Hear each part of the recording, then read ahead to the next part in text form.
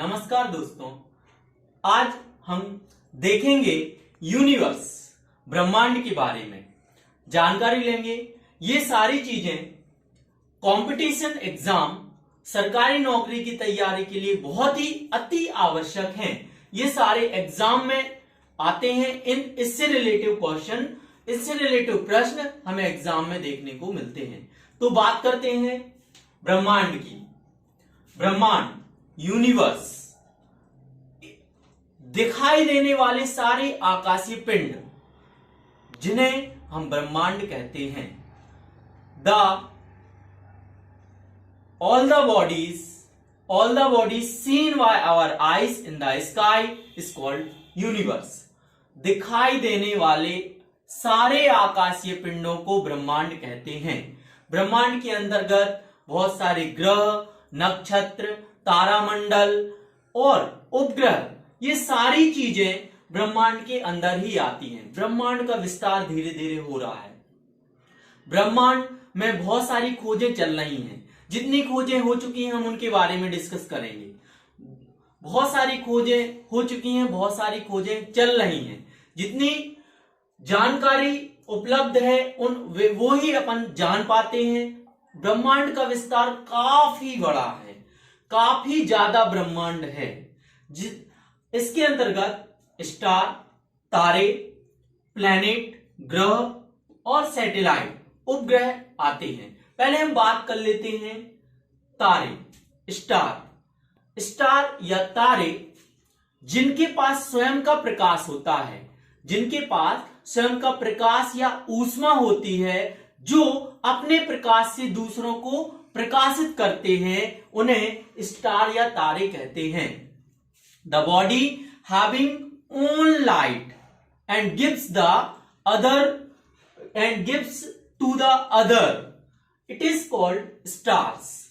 ऐसा बॉडी, ऐसा पिंड जिनका स्वयं का प्रकाश होता है और जो दूसरों को प्रकाशित करते हैं, उन्हें स्टार या तारा कहते हैं। अब हम बात करते हैं प्लैनेट की, ग्रह की, जो किसी तारे के, या हम अपने सौरमंडल की बात करते हैं। सौरमंडल को हम जान चुके हैं, जिसमें हमारा सूर्य और 8 ग्रह हैं। तो हम अपने ग्रहों की बात करते हैं जो किसी तारे या सूर्य की परिक्रमा करते हैं, उन्हें प्लेनेट या ग्रह कहते हैं। The body revolves around the sun is called planet. ऐसी बॉडी जो सूर्य के चारों ओर परिक्रमा करती है, उन्हें ग्रह कहते हैं। इसके बाद बात करते हैं हम सैटेलाइट की। सैटेलाइट या उपग्रह हमारी पृथ्वी का एक उपग्रह है, जिसका नाम सभी लोग जानते हैं उसको, जिसका नाम है मून या चंद्रमा। स्टार का उदाहरण क्या है? सबसे अच्छा उदाहरण है हमारे सौरमंडल का सूर्य। प्लैनेट, ग्रह का उदाहरण पृथ्वी, और बाकी बुध, शुक्र, शनि, ये सारे 8 ग्रह आ जाते हैं। सैटेलाइट, उपग्रह सैटेलाइट 2 प्रकार के होते हैं, एक आर्टिफिशियल, एक नेचुरल। आर्टिफिशियल जो मनुष्यों द्वारा बनाए गए हैं, जैसे आर्यभट्ट, और नेचुरल प्राकृतिक जो प्रकृति में अपने आप ही बन गई हैं, जैसे मून, चंद्रमा। अब हम बात कर लेते हैं आकाशगंगा की। आकाशगंगा मीन्स गैलेक्सी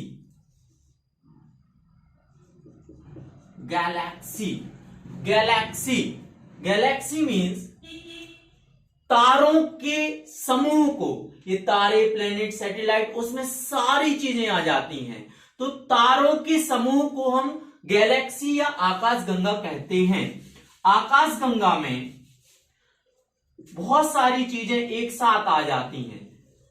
आकाशगंगा में तारे, ग्रह, उपग्रह, सारी चीजें, सारे पिंड आ जाते हैं। ब्रह्मांड में ऐसी कई करोड़ों आकाशगंगाएं हैं, जो कि ब्रह्मांड फैलता जा रहा है, ब्रह्मांड का विस्तार होता जा रहा है, चीजें एक दूसरे से दूर जाती जा रही हैं।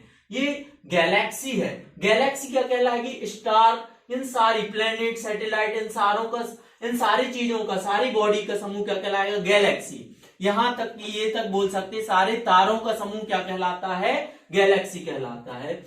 इस एक गैलेक्सी में बहुत सारे कई करोड़ों तारे रहते हैं। हम ज्यादा दूर की बात नहीं करेंगे, हम अपने आसपास या हमारी गैलेक्सी की ही बात करेंगे। हमारी गैलेक्सी का नाम मिल्की वे मंदाकिनी है। हमारी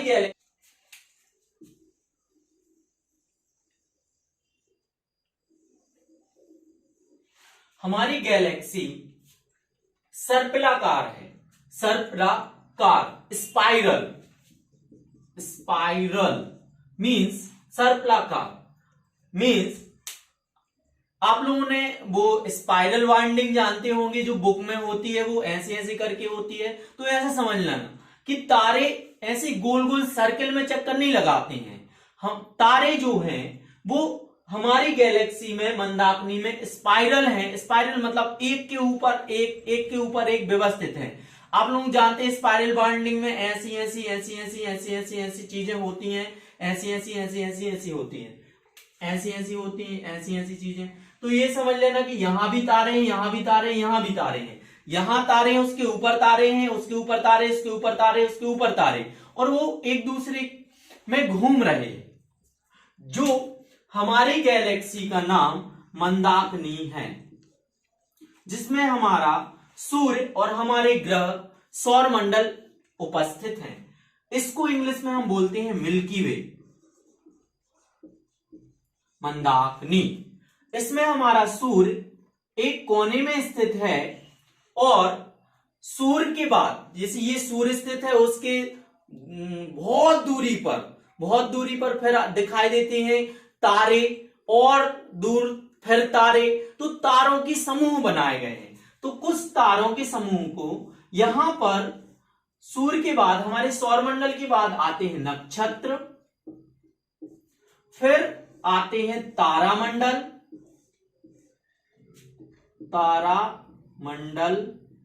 ये वही नक्षत्र हैं जो बोलते हैं आप इस नक्षत्र में हुए हो। जब जन्म होते हैं तो नाम के लिए जाते हैं, तो नाम देखने के लिए इन्हीं नक्षत्र वगैरह का उपयोग किया जाता है।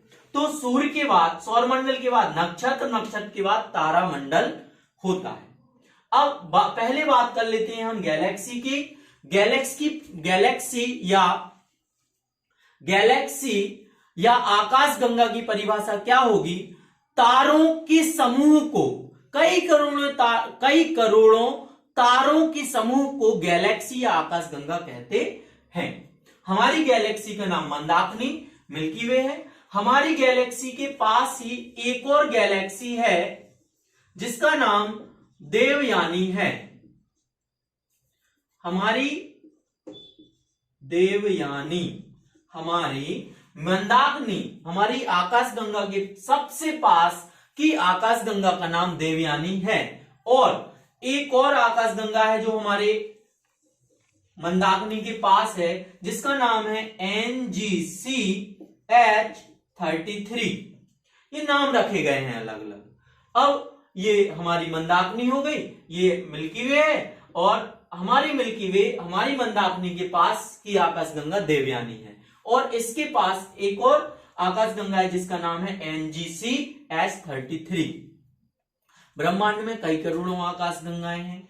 तो साइंटिस्ट लोगों ने, वैज्ञानिक लोगों ने तीन आकाशगंगाओं का समूह बनाया है। साइंटिस्ट ने तीन आकाशगंगाओं का समूह बनाया है। हम बात कर रहे थे गैलेक्सी की, आकाशगंगा की।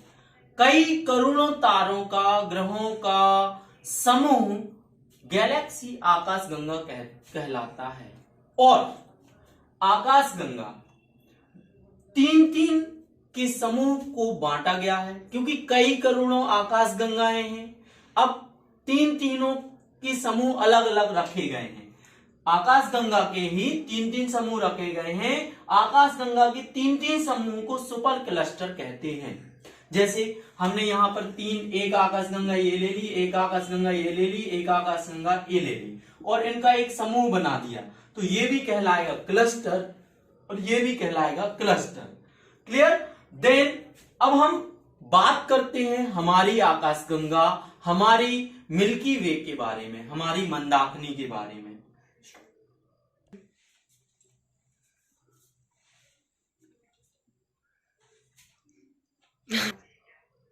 जैसे हम बात कर रहे हैं सिलोनिज्म की, अगर बात करें तो सबसे पहले आता है ब्रह्मांड, फिर उसके बाद क्लस्टर,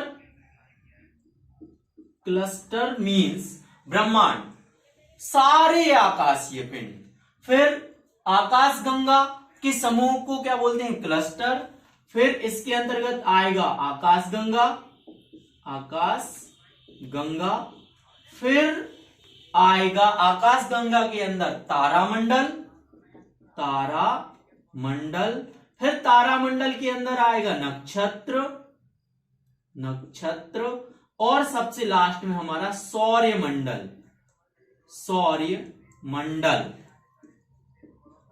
सौर्यमंडल, जिसमें हमें पढ़ने हमारे सूर्य और हमारे ग्रह। तो सबसे पहले ब्रह्मांड, पूरा ब्रह्मांड, फिर क्लस्टर, क्लस्टर किसे कहते हैं, सुपर क्लस्टर किसे कहते हैं, आकाशगंगा के समूह को, आकाशगंगा के तीन तीन समूह को क्या बोलते हैं, क्लस्टर, और आकाशगंगा तारों के समूह को क्या बोलते हैं, आकाशगंगा बोलते हैं। इसके बाद आकाशगंगा के अंदर तारामंडल, तारा के मंडल के अंदर नक्षत्र, नक्षत्र के सबसे नीचे क्या आ जाएगा, सौरमंडल। तो बात कर ले रहे हैं हमारी सौरमंडल की, जिसमें सूर्य और 8 ग्रह प्लेनेट स्थित हैं। अब हम बात कर रहे हैं हमारा सूर्य, हमारा सन कैसे बना, या कोई भी तारा जन्म कैसे लेता है और लास्ट तक उसमें क्या परिवर्तन आते हैं और वो खत्म कैसा होता है। कोई भी तारा कैसे जन्म लेता है और कैसे खत्म होता है, इसकी बात करते हैं। सबसे पहले तारा बनने, ये प्रोसेस, ये प्रक्रिया 1 या 2 साल या 100 साल या 1000 साल की नहीं होती, ये प्रक्रिया कई करोड़ों सालों में होती है, जो कि हम बात कर रहे हैं। अगर कोई तारा जन्म लेता है तो सबसे पहले एक गैस होती है, विरल गैस होती है, विरल गैस, विरल गैस ब्रह्मांड में कहीं पर बहुत सारी उपलब्ध हैं गैसें, एक जगह इकट्ठी हो जाती हैं और प्रेशर आने के कारण, दबाव के कारण वो एक दूसरे से टकराते हैं, उनके मॉलिक्यूल्स, उनके अणु एक दूसरे से टकराते हैं और गर्म हो जाते हैं। गर्म हो जाते हैं तो गर्म गैसों का समूह, जब गैसें गर्म हो जाती हैं और गर्म होने के बाद आप लोग देखते हैं कोई भी चीज अगर गर्म हो जाए, उसमें थोड़ी सी चिंगारी लग जाए तो उसमें आग लग जाती है, आग लग जाती है तो उसमें विस्फोट होता है। और गर्म गैसों का समूह, गर्म गैसों का समूह नेहारिका कहलाता है, नेहारिका, ऐसा ही बोल सकते हैं। कहां से स्टार्ट होती है, कहां से प्रक्रिया प्रारंभ होती है, किसी भी तारा बनने की प्रक्रिया नेहारिका से स्टार्ट होती है। गैसें जब दबाव बहुत ज्यादा, गैसों में जब दबाव आ जाता है और उनमें चिंगारी आ जाती है और वो जलने लगती हैं गैसें, तब उस गैसों के समूह को हम नेहारिका बोलते हैं। इसका नेहारिका की बात हम अपने सूर्य की बात कर लेते हैं। हमारे सूर्य में हाइड्रोजन से हीलियम गैस में नाभिकीय संलयन हो रहा है। हमारे सूर्य में हाइड्रोजन से हीलियम में नाभिकीय संलयन हो रहा है। तो किस अवस्था में, नेहारिका के बाद, हम जैसे ही नेहारिका के बाद गैसें आ गई थी और गैसों में दबाव पड़ा था तो गैसें और उसमें थोड़ी सी चिंगारी आ गई तो वो जलने लगी तो क्या हो जाएगा भैया, ये एक क्या बन जाएगा, तारा बन जाएगा। क्या बन जाएगा, तारा बन जाएगा, जो कई करोड़ों सालों तक जीवित रहेगा और दूसरों को प्रकाशित करेगा। और यही अपनी पूर्ण अवस्था में है, यही अपनी अवस्था में है जिसमें सूर्य हाइड्रोजन से हीलियम गैस में नाभिकीय संलयन द्वारा प्रक्रिया घटित होती रहती है। और ये ना तो ठोस में है, ना तो लिक्विड में है, ना तो द्रव में है। एक चौथी अवस्था होती है पदार्थ की, जिसे बोलते हैं प्लाज्मा। अब ये प्लाज्मा क्या कहलाता है? जैसे आप लोगों ने देखा होगा, सुना होगा कि जब रोड बनती रहती है तो वो ब्लैक कलर का डामर टाइप का रहता है, गीला गीला, उसको हम सड़क पर फेंक देते हैं। सबसे पहले सड़क बनती है तो उसको फेंकते हैं, वो पिलपिला टाइप का, गीला टाइप का रहता है, जिससे उस अवस्था को प्लाज्मा कहते हैं। लिक्विड और सॉलिड के बीच की अवस्था को क्या बोलते हैं? प्लाज्मा। इसको ऐसा भी समझा सकता है, जब हम आटे को गूंथते हैं उस टाइम पे हम पानी डालते हैं तो वो एक लहर टाइप की, एक लेयर टाइप की हमें दिखाई देती है। गूंथते हैं तो वो अवस्था क्या कहलाती है? प्लाज्मा। यही अवस्था हमारे सूर्य की है। अभी भी हम देखते हैं प्लाज्मा अवस्था को। अगर हमारी बात करें कि अगर कोई सूर्य पर पहुंच जाए, ये मुमकिन तो नहीं है, अगर सूर्य पर पहुंच जाए तो वो, ये सूर्य है, मान लो ये सूर्य है, और वो ऐसा आएगा, अपन ये सोचेंगे कि धरती जैसा है, उस पर खड़े हो जाए, नहीं हो पाएगा। प्लाज्मा है, प्लाज्मा है मतलब वो उसमें धंसता चला जाएगा, धंसता चला जाएगा, वो सीधा धंस जाएगा। उस अवस्था को क्या बोलेंगे? प्लाज्मा। जैसे दलदल ले लो, दलदल, तो वो ही अवस्था क्या कहलाएगी? प्लाज्मा। तो अभी सूर्य की अवस्था क्या है? प्लाज्मा की है। उसमें हाइड्रोजन से हीलियम गैस में नाभिकीय संलयन होता रहता है। बात करते हैं अभी, इसकी उम्र कई करोड़ों साल है, कई करोड़ों साल। अभी हमारा सूर्य जितना जी चुका है उतनी ही अभी उसकी उम्र बची हुई है। तो अब आगे क्या होता है? ये पौणावस्था कहलाती है। अब जब जैसे ही वृद्ध अवस्था में आएगा तारा, तो क्या हो जाएगा उसमें, मतलब जब इसमें ईंधन बना, ईंधन बनने के बाद ये ईंधन क्या हो रहा है? जल रहा है। ईंधन जब 90% बचेगा, ईंधन जब 90%, 90% ईंधन बचेगा सूरज का, उस समय इसको हम बोलेंगे लाल दानव। लाल दानव, इसको बोलते हैं रेड जायंट, लाल दानव। मतलब ये समझ लेना, सूर्य जन्म लिया, बर्थडे मनाया, या यहां पर अपनी चरम अवस्था में है, और जैसे ही वो बूढ़ा होगा, बूढ़े होने तक उसके पास 90% तक क्या हो जाएगा? ईंधन बचेगा उसके पास, तो वो कहलाएगा लाल दानव, रेड जायंट कहलाएगा। तो हम बात कर रहे थे निहारिका गैसों का समूह, निहारिका गर्म गैसों का समूह निहारिका। निहारिका से क्या बनता है? तारा बनता है। यहां पर तारा अपनी जवानी अवस्था में है, जिसमें हाइड्रोजन से हीलियम नाभिकीय संलयन हो रहा है, और वो प्लाज्मा एक स्टेट है, द्रव की एक अवस्था है। उसी अवस्था में हमारा सूर्य, हमारा तारा स्थित है। और जैसे ही वो वृद्ध अवस्था में आएगा, मतलब उसके पास लगभग 90% ईंधन बचेगा, तो वो कहलाएगा लाल दानव। जैसे कोई भी दिया है, वो बुझने से पहले भभकता है, तो उस कंडीशन में ये लाल दानव कहलाएगा। इसमें क्या हो जाएगा? इसका आकार बढ़ जाएगा और इसका ईंधन क्या हो जाएगा? कम हो जाएगा। इसका आकार बढ़ जाएगा, ईंधन कम हो जाएगा। उस टाइम पे हम बोलेंगे इसको लाल दानव। यहां पर इसने जन्म लिया, बर्थडे मनाया, अपनी जवानी में बुढ़ापा आया, बुढ़ापे में बोलेंगे लाल दानव, रेड जायंट। अब अगर ये जो तारा है सूर्य से छोटा है, ये जो जिसकी भी हम बात कर रहे हैं, कोई भी तारा मान लेते हैं, अगर वो सूर्य से छोटा है, सूर्य से 1.5 गुना छोटा है, तो वह मरते मरते 90% यहां पर बची थी, इसकी ईंधन बचा था, इसकी रोशनी, इसकी ऊष्मा 90% बची थी। फिर इसके बाद ये काय में बदल जाएगा? ये बदल जाएगा श्वेत वामन में। काय में बदल जाएगा? श्वेत वामन में। मतलब एक नाम दिया गया है श्वेत वामन। इसका नाम क्या दिया गया है? श्वेत वामन, मतलब 90% जब इसमें ईंधन बचा तो ये भभकेगा और धीरे धीरे बुझने की कोशिश करेगा।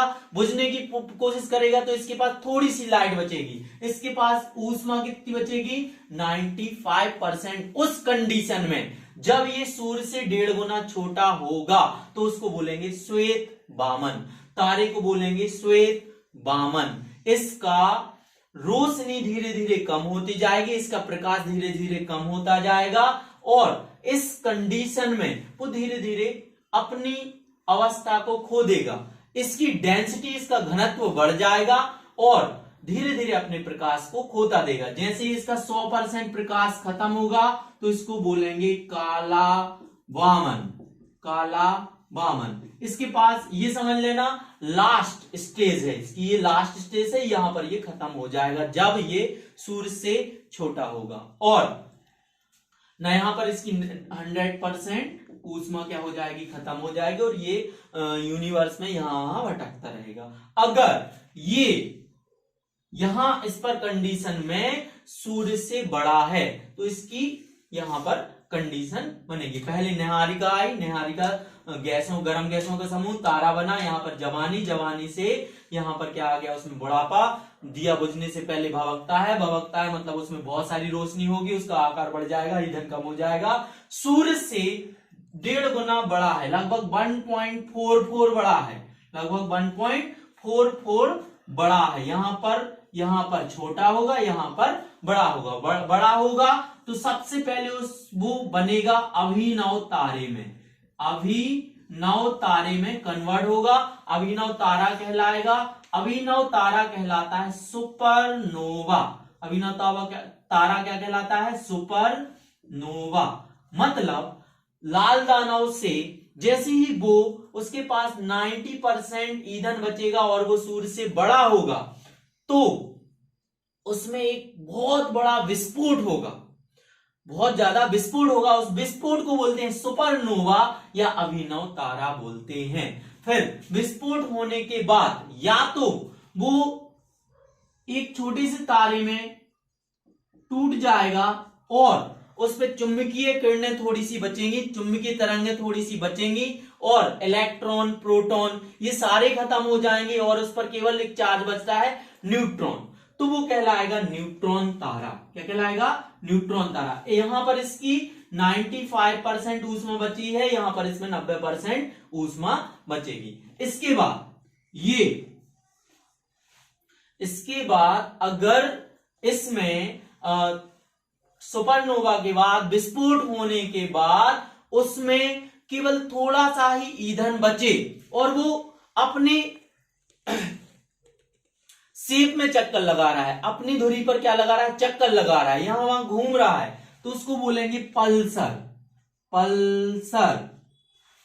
पल्सर में टूटता है, पल्सर में कन्वर्ट होता है, इसके पास थोड़ा सा ही प्रकाश बचता है और ये क्या करता है, पल्सर क्या करता है, जलता है, बुझता है, जलता है, बुझता है। यहां पर देख रहे थे न्यूट्रॉन तारे में, अगर ये इस तारे में टूटा, न्यूट्रॉन तारे में टूटा मतलब इसके पास न्यूट्रॉन बचे, मतलब इसके पास चुंबकीय तरंगें बची और अगर ये जल रहा होगा, बुझ रहा होगा तो वो कहलाएगा पल्सर। और एक और में टूटता है जिसे बोलेंगे क्वेसर। क्या बोलेंगे, क्वेसर। क्वेसर क्या करेगा, क्वेसर में बहुत ही कम प्रकाश बचेगा ना के बराबर और ये एक दूसरे के रिवॉल्यूशन करेगा, मतलब यहां से वहां घूमेगा, है ना, और अपनी धुरी पर भी घूमेगा और इसके पास बहुत कम क्या बचेगा, प्रकाश बचेगा। ये जलेगा बुझेगा, पल्सर क्या करेगा, जलेगा बुझेगा। क्वेसर क्या करेगा, चक्कर लगाएगा, राउंड करेगा, जैसे लट्टू होता है वैसे राउंड करेगा, तो वो क्या करेगा, क्वेसर। और लास्ट में बचता अगर ऐसा है, कैसा बचता है कि उसकी डेंसिटी बहुत ही ज्यादा कम हो जाएगी, उसका घनत्व तो बहुत ज्यादा कम हो जाएगा, तो वो कहलाएगा ब्लैक होल। क्या कहलाएगा, ब्लैक होल। ये ही सबसे ज्यादा डेंजर है, ये ब्लैक होल ही सबसे ज्यादा खतरनाक है। इससे देखिएगा, अगर निहारिका से तारे में क्या हो रहा है, हाइड्रोजन से हीलियम में कन्वर्ट हो रहा है, नाभिकीय संलयन द्वारा इसमें प्लाज्मा की अवस्था होती है।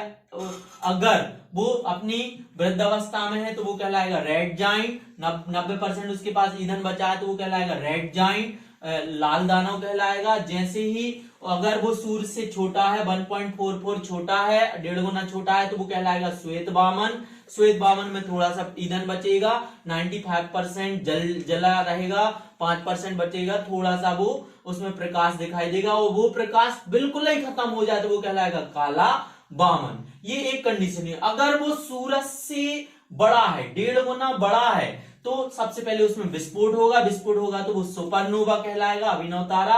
और अभिनव तारे के बाद ये 4 इसी के नहीं मिलते हैं, मतलब 4 एक साथ नहीं मिलेंगे, अलग अलग कंडीशन मिलेंगे।